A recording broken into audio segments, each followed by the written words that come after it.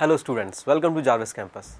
हमने हमारे last video में देखा था कि कैसे इंडस्ट्रियलाइजेशन में फेस ऑफ चेंज हो रहा था। कई सारे चेंजेस हो रहे थे, कुछ चेंजेस काफ़ी फास्ट थे, कुछ चेंजेस काफ़ी ज़्यादा स्लो थे। हमने ये भी देखा था कि इंडस्ट्रीज आने के बाद भी जो लोग हैं वो लेबर को प्रेफर कर रहे थे।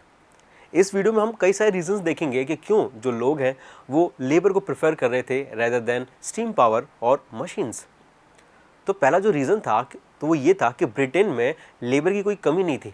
There is no shortage of labour. ऐसा क्यों? क्योंकि हमने देखा था कि जो वर्कर्स थे, जो कंट्री साइड काम करते थे, वहाँ पर इंडस्ट्रीज डून हो गई थी, उन्हें काम नहीं मिल रहा था, इसलिए वो सिटीज़ की तरफ मूव कर रहे थे काम ढूंढने के लिए।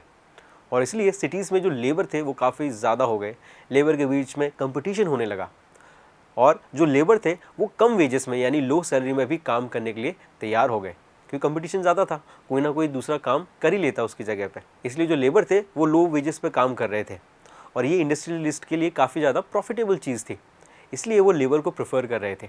सेकेंड रीज़न था मशीन्स रिक्वायर लार्ज कैपिटल। अब जो मशीन थी वो काफ़ी ज़्यादा महंगी आती थी कंपेयर टू लेबर्स। इसके अलावा और क्योंकि मशीनें नहीं थी इसलिए उनके मेंटेनेंस में भी काफ़ी ज़्यादा पैसा लगाना पड़ता था, जिसके लिए हर इंडस्ट्रियलिस्ट रेडी नहीं था। जबकि लेबर में आपको ये सारी चीज़ें नहीं चाहिए थी, लेबर लो वेजेस पे काम कर रहे थे, इसलिए बहुत ज़्यादा इन्वेस्टमेंट भी नहीं चाहिए था और उनका मेंटेनेंस नाम की कोई चीज़ होती नहीं है। थर्ड रीज़न था सीजनल नेचर ऑफ इंडस्ट्रीज़। हमें पता है कि कुछ जो इंडस्ट्रीज़ हैं वो पर्टिकुलर सीज़न में ही काम करती थी। जैसे अगर गैस वर्कर्स की बात करें तो ये सिर्फ दिसंबर सीज़न में ही काम करते थे, यानी विंटर सीज़न में बेसिकली। तो ये लेबर को भी उन पर्टिकुलर 3-4 महीने के लिए हायर करते थे।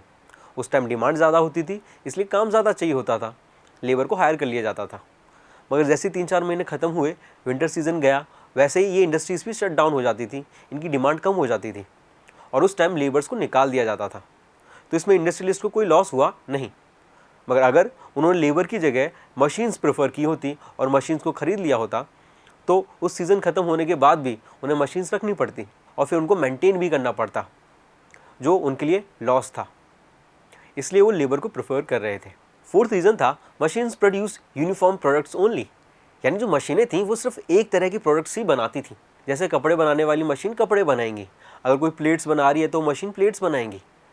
मगर जो लेबर थे वो एक ही लेबर कई अलग अलग तरह के काम कर सकता था। फॉर एग्जाम्पल, अगर मिड 19th सेंचुरी में बात की जाए ब्रिटेन में, वहाँ पर 500 वेराइटीज़ ऑफ हैम्बर बनती थी और 45 टाइप्स ऑफ एक्सेस बनती थी। तो सोचो इतने सारे टाइप्स के लिए हमें इतने सारे टाइप्स की मशीन चाहिए होती थी। मगर अगर लेबर की बात करें तो आप एक ही लेबर को ये सारी चीज़ें सिखा सकते हो और उनसे ये सारी टाइप्स बनवा सकते हो। और इसलिए लोग लेबर प्रेफर कर रहे थे क्योंकि उसमें इन्वेस्टमेंट काफ़ी कम था और एक ही हैम्बर कई अलग अलग तरह के काम कर सकता था। और काफ़ी इंपॉर्टेंट पॉइंट ये था कि aristocrats preferred products produced by hand.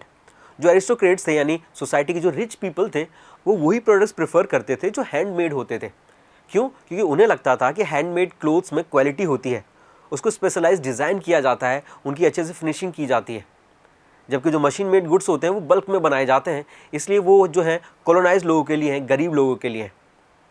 और क्योंकि रिच पीपल थे वो हैंडमेड क्लोथ प्रेफर कर रहे थे, इसलिए लोग लेबर को हायर कर रहे थे रेदर देन परचेजिंग मशीन्स। तो इन सारे रीजंस की वजह से जो लोग हैं वो लेबर को ज़्यादा प्रेफर कर रहे थे रेदर देन मशीन्स, भले ही इंडस्ट्रियलाइजेशन डेवलप हो रहा हो। मगर दूसरे कंट्रीज़ जहाँ पर लेबर कम थे, जैसे कि ब्रिटेन, अमेरिका, यहाँ पर लोग मशीन्स यूज़ कर रहे थे। अब यहाँ पर हमने देखा कि लेबर को कितना ज़्यादा प्रेफर किया जा रहा था, उन्हें कई सारे काम मिल रहे थे, तो इनकी लाइफ तो काफ़ी मज़ेदार रही होगी ना। मगर ऐसा नहीं था, इनको काफ़ी ज़्यादा प्रॉब्लम्स थी। हम नेक्स्ट वीडियो में इन्हीं प्रॉब्लम्स के बारे में और लाइफ ऑफ वर्कर्स के बारे में बात करेंगे। Thank you.